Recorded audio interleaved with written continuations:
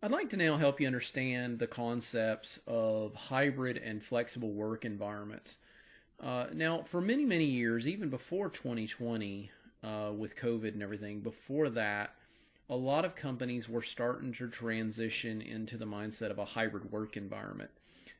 This was something that was very much sort of focused on the millennium generation and, of course, now Gen Z, where people are more apt to want to jump businesses and not perform the 9 to 5 grind Monday through Friday that earlier generations had. So what a lot of companies have started doing is with their work hours is they started allowing employees to work different hours, not having to do the 9 to 5. They could shift their hours a little bit. Another thing that they started doing is allowing for hybrid work environment, which involves being able to work from home during certain times, if not all the time.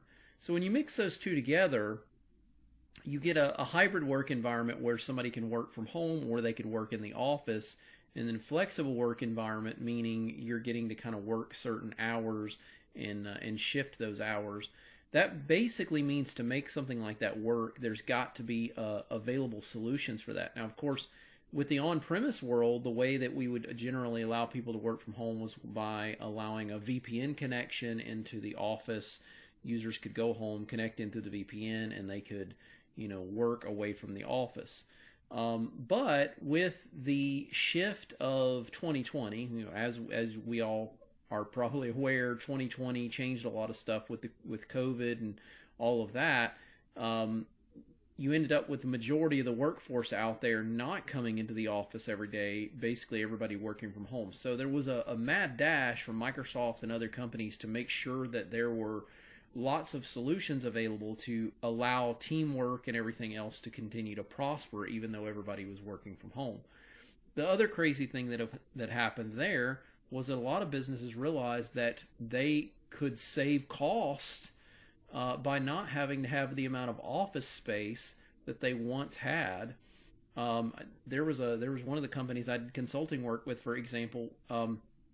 They had I think it was a $25,000 a month lease on a building that they were paying. So they were paying this every month.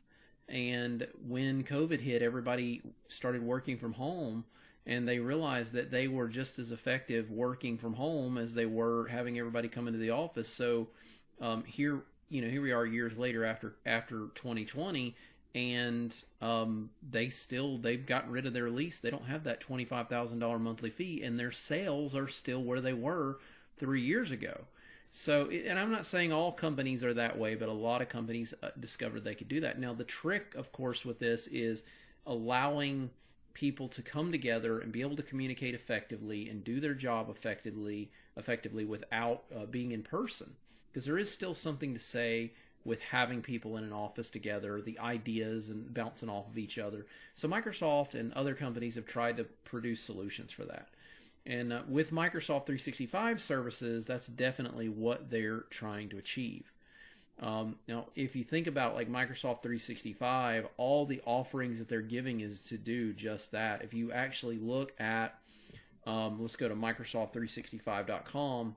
This is the user portal for the Microsoft environment. Let me go ahead and sign in here. All right, put my password in. All right, I get access to all of these apps that are meant to make my job more effective, as well as allow me to collaborate. I guess you would say, obviously, we have email, right? With Outlook and Exchange Online, we have apps like Outlook that's going to allow us to send email back and forth. And email's no big deal. We've had that for a very, very long time, right? But then we've got Microsoft Teams that allows for that project collaboration, general chatting back and forth, and being able to communicate very efficiently. And I'm not really going to get into Microsoft Viva here, but Microsoft Viva is a big part of this as well. As you can see here with Teams, I could download the app, or I could use the web app version as well. So what's great about this is I could be anywhere in the world. I have access to these apps. I can chat with my fellow employees. I can work on a project with my employees and essentially be able to do things very effectively and efficiently.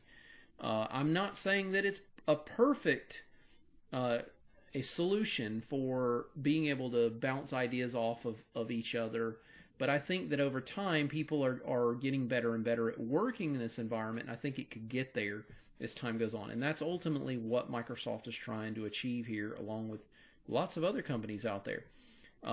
Obviously, we can have streaming video and audio and everything else through Teams. We have our email, and then with things like Microsoft Viva, which again I'm not diving into that a whole lot in this video, but this brings us together even more to help achieve this camaraderie and all of that we have. So the big takeaway here is with this whole hybrid and flexible work environment, we can you kind of can pick and choose. All companies can pick and choose. They can still have an office, and they can have certain days where employees come into the office and then work from the office computer, and then they could be at home.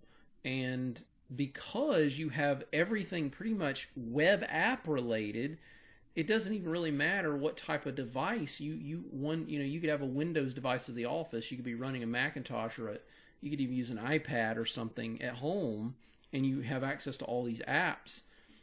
Then you can still essentially communicate and collaborate with your fellow employees, deal with projects, project management, and all of that.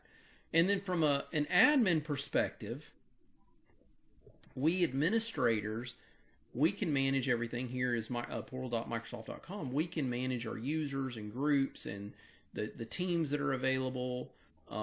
We can manage the licenses that users are getting access to. We can get into managing the security and compliance of it all. All right, there's Exchange, there's SharePoint, all of that stuff. We can handle all the behind the scenes stuff. So that's the idea of this whole hybrid and flexible work environment, is that we need all the tools that'll help us achieve that and make our employees be able to perform their job at the best of their ability, but also have that camaraderie and be able to communicate very efficiently and effectively with their fellow employees. All right. Hopefully that helps you now understand those concepts of the hybrid and flexible strategies in the office.